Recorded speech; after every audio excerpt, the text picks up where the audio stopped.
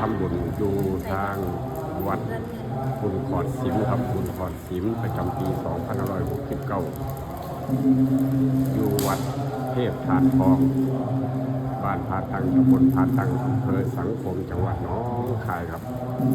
พาพี่น้องมาเห็นบุญเห็นกุศลเชิญชวนมาเห็นบุญครับนี่คือในอุโบสถหลังงามหลังใหญ่ของท่านพระอาจารย์มนตรีธรรมโสโตครับ